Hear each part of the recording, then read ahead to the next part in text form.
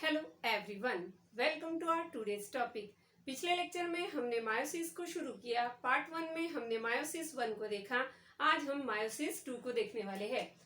Now अगर हम meiosis की बात करें तो meiosis is divided mainly into two, meiosis 1 and meiosis 2। Meiosis की पूरी प्रोसेस इज कंप्लीट दो प्रोसेसेस के हेडिंग के अंडर कंप्लीट होती है। मायोसिस 1 में हम पेरेंट सेल से दो डॉटर सेल बनाने वाले हैं, वही मायोसिस 2 में हम इन्हीं दो डॉटर सेल से, जो कि अब पेरेंट सेल है, कितने सेल्स बनाने वाले हैं? 4 सेल्स बनाने वाले हैं। मायोसिस 1 में एक डिप्लॉयड सेल अपने जर्नी पर शुरू हुई थी और उसने सेम टू सेम क्या बना लिया? यहाँ पर दो हैप्लॉइड सेल बना ली। लेकिन सेम टू सेम बोलने के बजाय सेल तो है, लेकिन इनका क्रोमोसोम नंबर कैसा है? ये सेल का क्रोमोसोम नंबर और ये सेल का क्रोमोसोम नंबर ये इससे हाफ है, मतलब it is reduce to half, इसीलिए इसको हमने रिडक्शनल डिवीजन बोला है। नाउ यही दो पेरेंट सेल आगे चलकर मायोसिस 2 में अपने जैसी same to same 4 daughter cells बना लेती है। कितने सेल्स बना लेती है? 4 डॉटर सेल्स बना लेती है। इसीलिए ये किस तरह का डिवीजन है? ये माइटोसिस जैसा है, पेरेंट सेल वैसे ही डॉटर सेल, इसीलिए हम इसको इक्वेशनल डिवीजन बोलते हैं। कैसा डिवीजन है ये? इक्वेशनल डिवीजन है। क्लियर है? मायोसिस 1 कैसा है? Reductional. Diploid cells further give rise to 2 daughter cells, but they are haploid in nature. While in case of meiosis 2, 2 haploid cells further give rise to 4 haploid cells, which are again same as the parent cell. ये हुआ reductional और ये हुआ equational. As meiosis 1 or first meiotic division shows variation in parent and daughter, this type of division is also known as heterotypic division. यहाँ parent और daughter दोनों same to same रहेंगे, इसीलिए इस तरह के डिवीजन को हम होमोटिपिक डिवीजन बोलते हैं। क्लियर है पॉइंट? नाउ हमने पिछले लेक्चर में मायोसिस 1 को कंप्लीट कर लिया और हम अब सेल के इस फेज को शुरू करने वाले हैं, मायोसिस 2। नाउ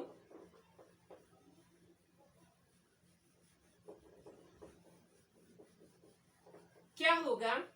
जैसे ही यहाँ पर सेल जो है प्रोमेटा एनाटीलो, prophase, metaphase, anaphase and telophase, ये सात दोनों भी इसमें ये फेजेस सेम टू सेम रहेगी।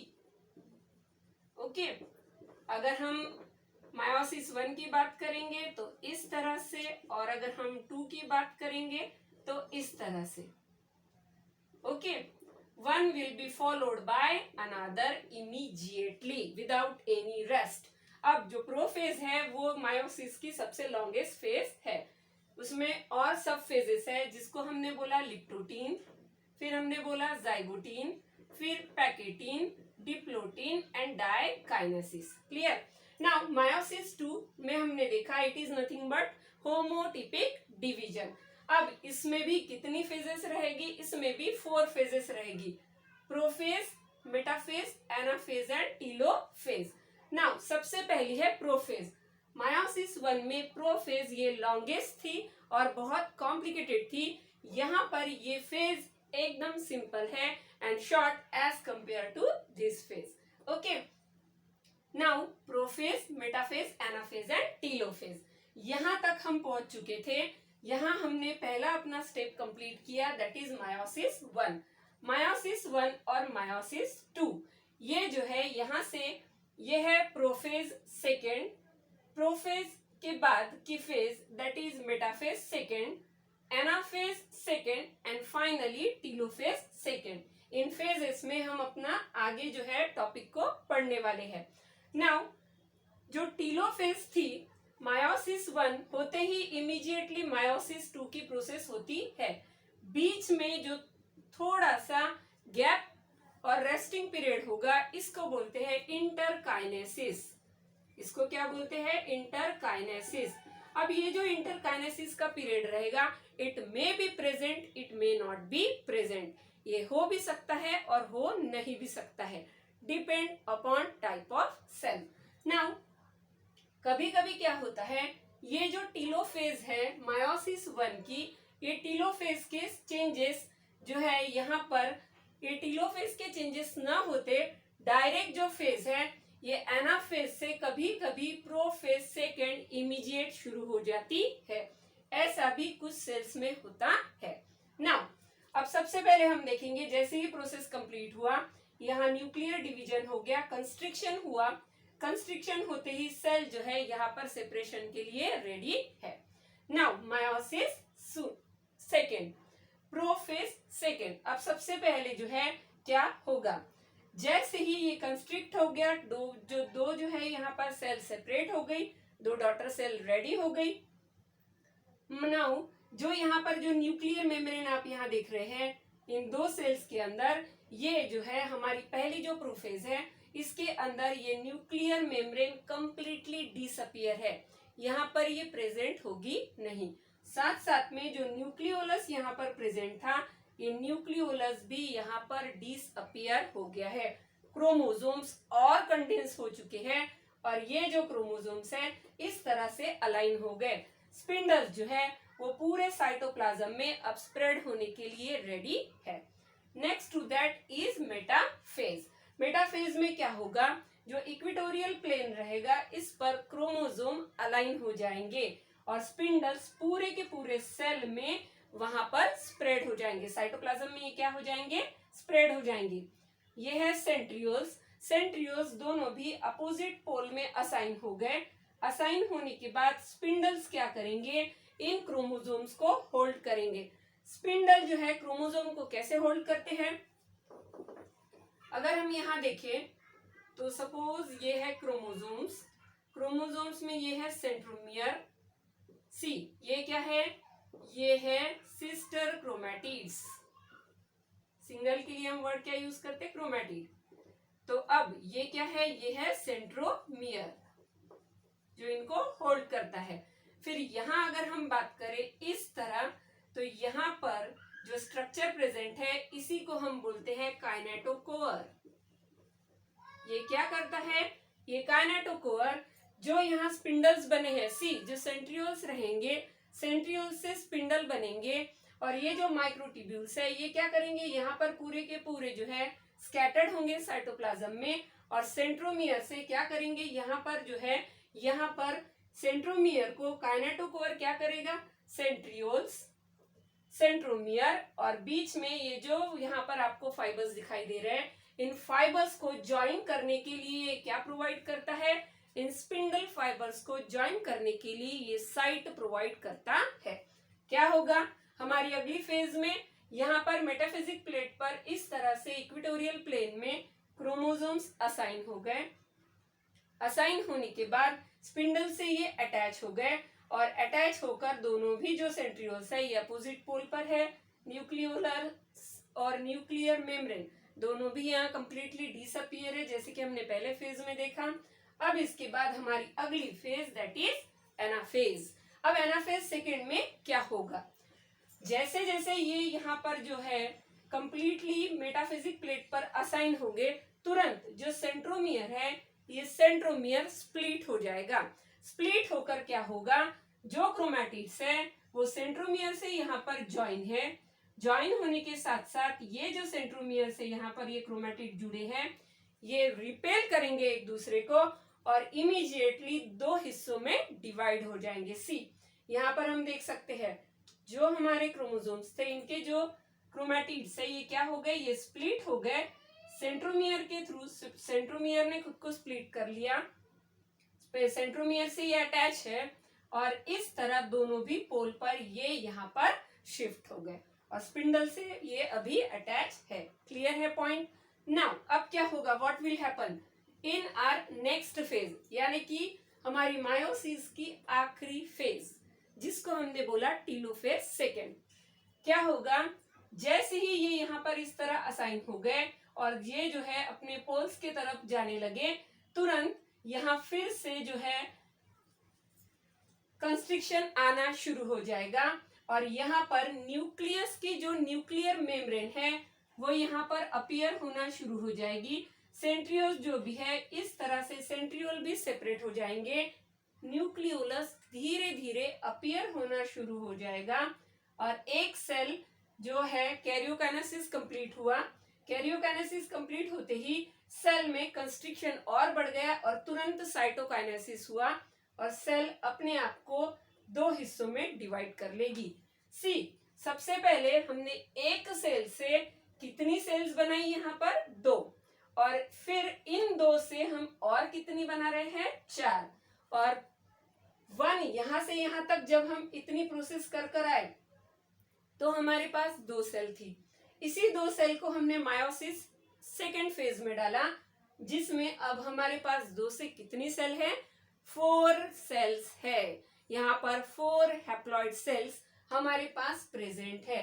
अब आप देख सकते हैं इन 4 हैप्लॉइड सेल में से इस सेल में और इस सेल में आप देखो यहाँ पर जो क्रोमोसोम्स है इनके अंदर रिकॉम्बिनेंट्स जो हमारे पोर्शंस है वो यहाँ पर अटैच है। मतलब ये सेल्स आगे चलकर जेनेटिक वेरिएशन के लिए रिस्पॉन्सिबल रहेगी। क्लियर है? ये क्या देखा हमने, ये देखा हमने मायोसिस सेकेंड, और इस तरह से पूरी कंप्लीट प्रोसेस मायोसिस की होती है। तो लेट्स रिकैप, एक बार सबसे पहले हम रिकैप देखते हैं और फिर इसका सिग्निफिकेंस देखेंगे।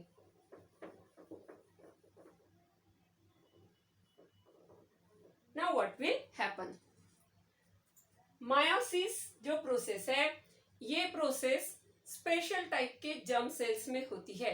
ये सेल्स कैसी होगी, ये सेल्स रिप्रोडक्टिव ऑर्गन्स में प्रेजेंट होगी और वहां पर ये गमेट फॉर्मेशन के वक्त यानी गमेटोजेनेसिस के वक्त गमेट फॉर्मेशन का काम करती है। क्लियर है? ये क्या बनाती है, गैमेट्स बनाती है।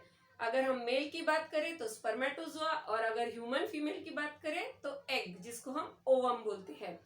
इनका जो है यहाँ पर यूनियन होने के बाद लाइफ की सबसे पहली सेल बनती है जो कि लाइफ को आगे कंटिन्यू करने के लिए रिस्पॉन्सिबल होती है, जिसको हम बोलते हैं जाइगोट। अब इन स्पेशल सेल्स में प्लांट और एनिमल्स में अलग अलग स्पेशल सेल्स होगी। प्लांट्स की बात करें तो एंथर, और जो यहाँ पर अगर हम बात करते हैं तो ओवरीज। इस तरह अलग अलग सेल्स में ये प्रेजेंट होते हैं।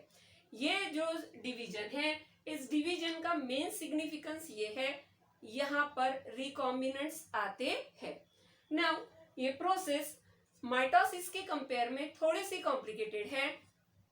ये 2 हिस्सों में हम यहाँ पर इसका डिवीजन करते हैं। क्रोमोसोम एक बार डिवाइड होते हैं लेकिन सेल 2 बार अपने लाइफ में डिवाइड होती है। जैसे हमने देखा क्रोमोसोम एक ही बार डिवाइड हुए हैं, कहाँ पर डुप्लीकेट हुए थे, वो एस फेज में, लेकिन सेल अपने पूरे जर्नी में यहाँ एक बार और यहाँ एक बार, कितने बार डिवाइड हुई है, 2 बार डिवाइड हुई है। ये इस तरह का डिवीजन है। जब सबसे पहले सेल डिवाइड होती है तो पेरेंट के जैसे जो है यहाँ डॉटर क्रोमोसोम पेरेंट के जो रहेंगे उससे हाफ रहेंगे, इसीलिए इनको हमने बोल दिया नथिंग बट हेटेरोटाइपिक डिवीजन। फिर उसके बाद जो है ये क्रोमोसोम आगे चलते हैं और पेरेंट जो सेल होगी वो डॉटर सेल में और पेरेंट सेल में सेम टू सेम रहेंगे, इसीलिए इस तरह के डिवीजन को हमने बोला होमोटिपिक डिवीजन। अब सबसे पहले हमने देखा मायोसिस 1। मायोसिस 1 ये बहुत बड़ा प्रोसेस है जिसमें उसकी सबसे लॉन्गेस्ट फेज है प्रोफेज 1, जिसको हमने लिप्टोटीन, जाइगोटीन, पैकेटीन, जिसमें हमने देखा कि पैकेटीन ये बहुत इंपॉर्टेंट फेज है। क्रोमोसोम्स जैसे ही अपने होमोलॉग्स के साथ यहाँ पेयर हो गए, साइनेप्सिस होगा, साइनेप्टोनेमल कॉम्प्लेक्स बनेगा, और जितने भी यहाँ पर ये सेल साइकिल की फेजेस होती है, ये सेल साइकिल की फेजेस ये एंजाइम कंट्रोल फेजेस है। यहाँ पर रिकॉम्बिनेज एंजाइम बहुत इंपॉर्टेंट है। साथ साथ में जब एक्सचेंज होगा जेनेटिक मटेरियल का तो एंडोन्यूक्लियेजेस कटिंग के लिए रिस्पॉन्सिबल रहेंगे, वाइल लाइगेजेस जो है वो लाइगेट करने के लिए रिस्पॉन्सिबल रहेंगे। बहुत सारे अलग अलग प्रोटीन्स है जो सेल में प्रेजेंट होते हैं। जैसे यहाँ अगर हम बात करें तो CDK, इस तरह के प्रोटीन्स साइक्लिन्स, ये प्रोटीन्स क्या है, ये प्रोटीन्स जो है यहाँ पर ये सेल साइकिल के फेजेस को अलग अलग पार्ट्स पर कंट्रोल करते हैं। क्लियर है? CDK cyclin dependent kinases. और साइक्लिन क्या है, ये साइक्लिन इनका नाम इस तरह से इन प्रोटीन्स का नाम क्यों रखा, क्योंकि ये कंटिन्यू सिंथेसाइज होते रहते हैं, डिग्रेड होते रहते हैं। जैसे ये सिंथेसाइज होंगे यहाँ पर ये सेल के अगले फेजेस में एज अ एक्टिवेटर का काम करेंगे और सेल को कंट्रोल करने का, सेल को यानी सेल के साइकिल को अलग अलग फेजेस पे कंट्रोल करते हैं। कैसे प्रोटीन्स है ये प्रोटीन्स जो है ये सेल साइकिल को कंट्रोल करने वाले हैं। नाउ फिर उसके बाद हमने देखा कि किस तरह से पैकेटिन में जो क्रोमोसोम्स है वो ट्विस्ट होते हैं, ट्विस्ट होके वो जेनेटिक मटेरियल का एक्सचेंज होते हैं, जिसी को हमने बोला cross over. Very important term, that is crossing over.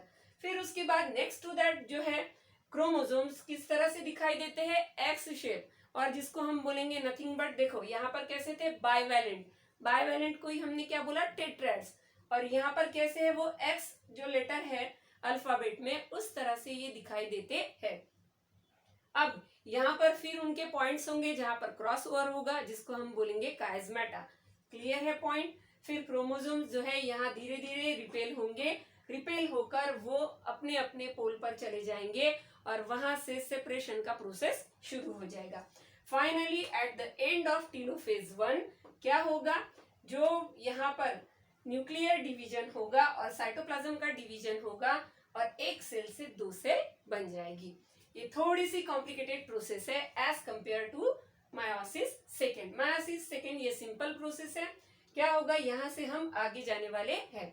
सी यहाँ पर एक और बहुत इंपॉर्टेंट पॉइंट जो हमको ध्यान में रखना था कि जब हम प्रोफेज को देखते हैं तो प्रोफेज की जो डिप्लोटीन स्टेज है उस डिप्लोटीन स्टेज में हमको एक बात याद रखनी है, कुछ वर्टिब्रेट्स में जो oocytes में क्या होता है, इन सब वर्टिब्रेट्स oocytes में ये डिप्लोटीन जो स्टेज है ये महीने या साल तक भी होती है। इसका जो पीरियड है वो इतना लॉन्ग होता है। नाउ मायोसिस 2 में फिर हमने देखा prophase, metaphase, anaphase, telophase. Chromosome जो है यहाँ पर न्यूक्लियर मेम्ब्रेन डिसअपियर हुई, न्यूक्लियोलस डिसअपियर हुआ और पूरी की पूरी स्पेस साइटोप्लाज्म में स्पिंडल्स के लिए अवेलेबल हो गई। स्पिंडल्स क्या है, स्पिंडल्स आर नथिंग बट ये ऐसे, यहाँ पर स्पिंडल्स किससे बने होते हैं, ये माइक्रो जो है ट्यूब्यूल से बने होते हैं। ये इसमें स्पेशल ट्यूबुलिन्स प्रोटीन होते हैं जो इनको कॉन्ट्रैक्ट और यहाँ एक्सटेंड करने में मदद करते हैं। फिर उसके बाद ये जो सेंट्रियोल्स रहेंगे ये सेंट्रियोल्स इस तरह असाइन हो जाएंगे और यहाँ पर क्रोमोसोम को इक्वेटोरियल प्लेन पर अलाइन होने के लिए स्पेस प्रोवाइड हो जाएगी। इनका काम क्या है, क्रोमोसोम को पर्टिकुलर परफेक्ट प्लेस पे रखना है ताकि जब भी उनका सेपरेशन हो तो ये परफेक्ट तरीके से सेपरेट हो जाए विदाउट एनी एरर। फिर जैसे ये क्रोमैटिड्स जो है हमारे ये सेपरेट हुए, सेपरेट होते ही सेंट्रोमियर भी स्प्लिट हो गया साथ साथ में और फाइनली सेल जो है यहाँ पर कितने हिस्सों में डिवाइड हो गई और 2 हिस्सों में डिवाइड हो गई and we have 4 daughter cells from 1 diploid cells. Now we have 4 haploid cell. This is complete about the process of meiosis and its recap. पूरा के पूरा हमने रिकैप देखा। Now let's move towards significance. Meiosis की process जो है वो जरूरी क्यों है, हमने देखा अलग अलग सेल के जो डिवीजन के पैटर्न्स थे वो अलग अलग फंक्शन प्ले करते हैं। अमाइटोसिस, माइटोसिस एंड मायोसिस। अमाइटोसिस जब जैसे हमने देखा कि ईस्ट, अमीबा, प्रोकैरियोट्स की जैसे कि हम बात करें बैक्टीरिया। फिर हमने माइटोसिस को देखा सोमेटिक सेल्स में और मेरिस्टेमेटिक सेल्स में। फिर हमने मायोसिस को देखा जर्म सेल्स जो गमेट्स बनाने का काम करती। अलग अलग सेल्स में ये सभी टाइप के डिवीजन होते हैं। अब मायोसिस जो डिवीजन है वो इतना इम्पोर्टेंट क्यों है, सबसे पहला इसका काम क्या है, अब एक डिप्लॉयड ऑर्गेनिज्म के एक सेल से सबसे पहले क्या बने यहाँ पर हैप्लॉयड और हैप्लॉयड से फाइनली और हैप्लॉयड सेल्स यहाँ पर बन गए जो कि क्या है, ये गमेट्स है। अब ये जो है आगे यहाँ पर ये सेल अगर डिप्लॉयड से हैप्लॉयड ये प्रोसेस नहीं होती तो क्या होता, at the time of fertilisation, fertilisation होते समय अगर यहाँ पर मायोसिस की प्रोसेस एब्सेंट होती तो क्या होता, जो आगे बढ़ने वाले सेल्स हैं वो अपने लाइफ में हो सकता है कि डबल क्रोमोसोम लेकर चले, साथ साथ में वो हो सकता था उनमें क्रोमोसोम के नंबर कम हो, ज्यादा हो, क्वाड्रिपल हो यानी डबल से भी ज्यादा हो। इस तरह के एबनॉर्मल फॉर्म्स उनके तैयार होते हो सकते थे, इसीलिए मायोसिस बहुत जरूरी है। साथ साथ में इसका अगला इंपॉर्टेंस क्या है, मायोसिस क्या करती है, ये हैप्लॉइड क्रोमोसोम्स यहाँ पर मेंटेन करती है फ्रॉम जनरेशन टू जनरेशन, एक जनरेशन से अगले जनरेशन में ये इस तरह क्रोमोसोम नंबर को मेंटेन करती है ताकि कोई भी एबनॉर्मलिटी नहीं आए। नेक्स्ट टू दैट अगर हम बात करें तो जैसे हमने देखा यहाँ पर क्या होता है, यहाँ पर क्रॉसिंग ओवर होता है। क्रॉसिंग ओवर क्या है, ये एक ऐसी प्रोसेस है जिसमें नॉन सिस्टर क्रोमैटिड्स क्या करती है, जेनेटिक मटेरियल का एक्सचेंज करती है। अब ये जेनेटिक मटेरियल का जब एक्सचेंज होगा तो क्या होंगे, यहाँ पर रिकॉम्बिनेंट्स तैयार होंगे, और यही क्या है, यही रिकॉम्बिनेंट्स जो है यहाँ पर बेस ऑफ इवोल्यूशन है। ये क्या है, ये इवोल्यूशन और वेरिएशन का क्या है, यहाँ पर बेस है। इन्हीं को हमने क्या बोला था, यहाँ से क्या तैयार हुए थे, रिकॉम्बिनेंट्स। जैसे हम देख सकते हैं ये क्या है, ये रिकॉम्बिनेंट्स है। क्लियर है point, this is about meiosis and whole details of each and every point of meiosis. अपने पूरे लेक्चर सीरीज में हमने सेल साइकिल और सेल डिवीजन को इन डिटेल्स देखा। होप ये पूरी लेक्चर सीरीज आपकी बहुत यूजफुल हो। Have a nice day everyone.